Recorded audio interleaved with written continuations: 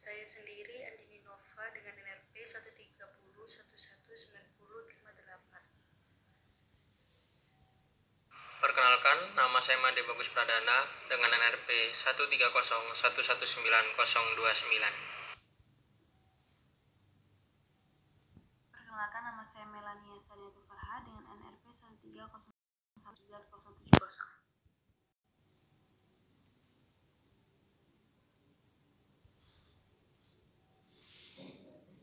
Hubungan industrial sendiri adalah sistem hubungan yang terbentuk antara para pelaku dalam proses produksi barang dan jasa, yang terdiri atas unsur pengusaha, pekerja atau karyawan, dan pemerintah, yang didasarkan pada sifat-sifat Pancasila dan UUD 1945 serta UU nomor 13 tahun 2003 tentang ketenagakerjaan. Ada pula yang menyebut hubungan industrial adalah hubungan semua pihak yang terkait atau berkepentingan atas proses barang atau jasa di suatu perusahaan. Ada pula pihak-pihak yang berkepentingan dalam setiap perusahaan. Yang pertama yaitu ada pemegang saham atau pengusaha. Yang kedua para pekerja atau karyawan. Dan yang ketiga supplier atau pemasok barang atau jasa tersebut. Yang keempat ada konsumen. Dan yang kelima ada perusahaan pengguna. Dan terakhir ada masyarakat sekitar.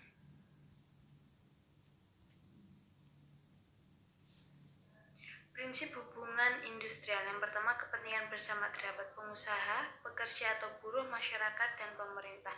Yang kedua, kemitraan yang saling menguntungkan, pekerja atau buruh dan pengusaha sebagai mitra yang saling tergantung dan membutuhkan. Yang ketiga, hubungan fungsional dan pembagian tugas.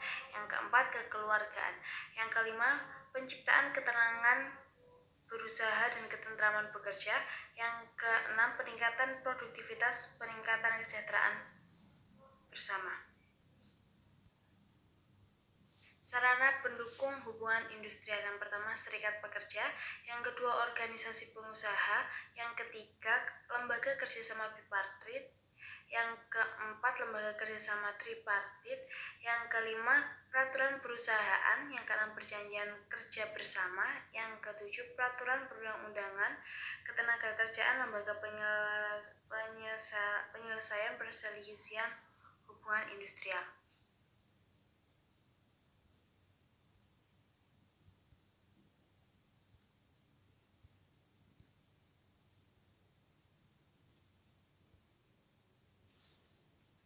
PT Indofood Sukses Makmur atau TPK, lebih dikenal dengan Indofood, merupakan produsen berbagai jenis makanan atau minuman dan berada di Jakarta. Perusahaan ini didirikan pada tanggal 14 Agustus 1990 oleh Sudono Salim dengan nama PT Panganjaya Inti Kusuma, yang pada tanggal 5 Februari 1994 menjadi Indofood Sukses Makmur. Perusahaan ini mengekspor bahan makanan hingga Australia, Asia, Eropa. Dalam beberapa tahun ini, Indofood telah mentransformasi menjadi perusahaan Total Food Solution dengan kegiatan operasional yang mencakup seluruh tahapan proses produksi makanan, mulai dari produksi, pengelolaan bahan baku, hingga menjadi produk akhir yang tersedia di tempat para pedagang eceran.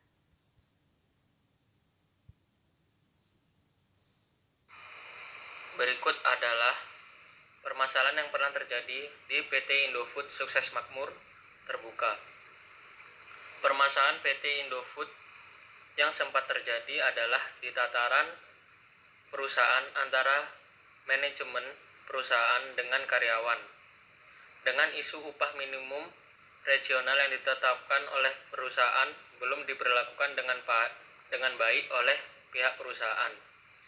Manajemen menetapkan upah kerja buruh yang 0 tahun hampir sama nominalnya dengan pekerja yang sudah lebih dari 5, 10, bahkan 15 tahun lama bekerjanya.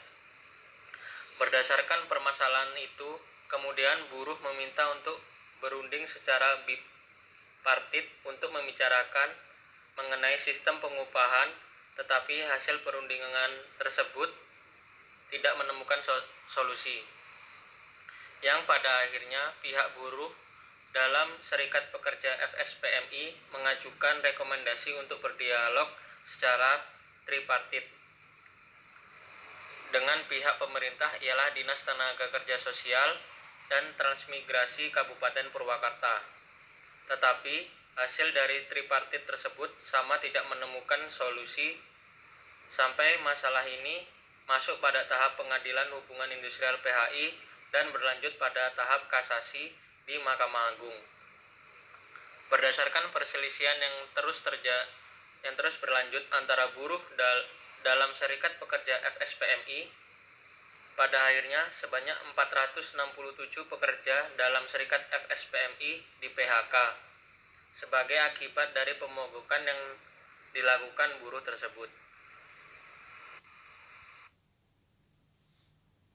Dengan adanya permasalahan tersebut, di sini peran pemerintah sangat dibutuhkan sebagai alat dari masyarakat yang memiliki kekuasaan untuk mengatur hubungan antar manusia di lingkungan masyarakat dan memiliki wewenang untuk menjaga keselarasan dan keseimbangan antar hak asasi dan kewajiban asasi. Landasan konstitusi pasal 28 di ayat 1 yang menyatakan setiap orang berhak atas pengakuan, jaminan perlindungan, dan kepastian hukum yang adil serta pengakuan yang sama di hadapan hukum. Dan dalam pasal 28 di ayat 2 menyatakan setiap orang berhak untuk bekerja serta mendapatkan imbalan dan perlakuan yang adil dan layak dalam hubungan kerja. Jadi kesimpulan presentasi dari kelompok kami hari ini adalah bahwa hubungan industrial sangat penting dalam suatu perusahaan. Adanya perjanjian kerjasama atau disebut juga PKP membuat karyawan akan terus berinovasi dan akan berdampak pada prestasi kerja mereka yang meningkat. Hal tersebut juga akan menimbulkan kesejahteraan pada karyawan dikarenakan mereka merasa aman dan terlindungi dengan adanya PKP tersebut. Dari konflik hubungan industrial di atas, dapat dinyatakan bahwa mereka menggunakan dua landasan hubungan industrial, yaitu landasan ideal dari hubungan industrial Pancasila adalah Pancasila dan landasan konstitusional adalah Undang-Undang Dasar 1945. Sekian presentasi dari kelompok kami. Terima kasih.